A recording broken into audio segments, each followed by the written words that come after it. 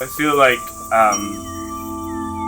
life is so much of a rat race these days, where you have to be always on the move and doing the next thing. We set out to have really ambitious goals of becoming like a zero waste restaurant, doing hospitality or running a restaurant right by what we thought was a good way of doing things. Graze came up like cattle in a field, like we're kind of grazing through the grass and just taking our time, not really rushing anything and just eating, drinking at our own time. Graze used to be a butcher, so this place was completely different to what you see now. There used to be a giant concrete fridge where I'm standing. We found asbestos all over the walls, so we needed to remove all the plaster from the walls, which left us this beautiful concrete walls, which was pretty cool.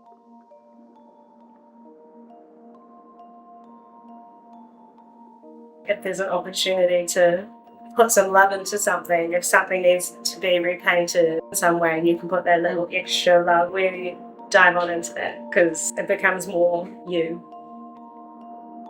A blessing and a curse at the same time that it took so long, but we were able to take our time and make things really nice, which was great.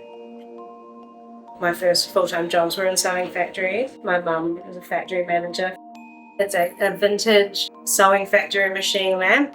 When I found that on Trade Me, I was like, it's perfect for Graze, and I cleaned it up and I painted it purple, and now it sits in our restaurant, and it's for most people wouldn't probably know exactly what it is, but it is like this little nod to some of my past, some of my family history.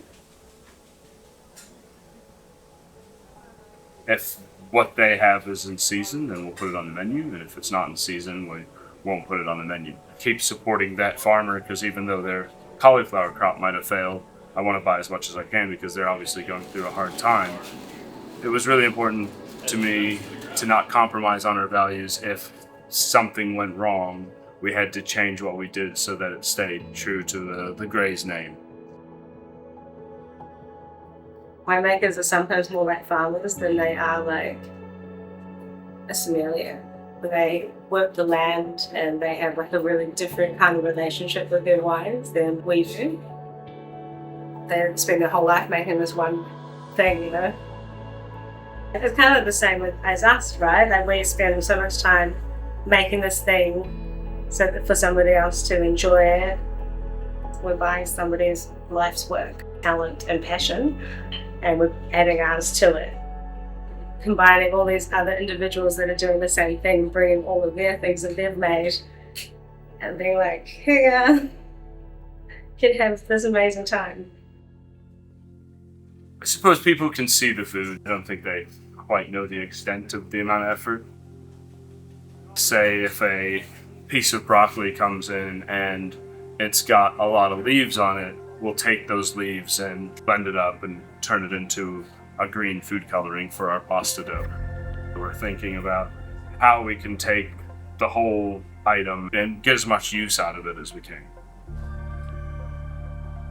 Building a food community is just so important, and having a restaurant be that kind of middleman between the guest and the suppliers is really quite special, and it's a privilege to be a part of it.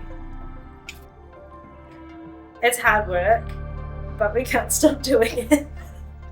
It's kind of silly, it is hard, yeah.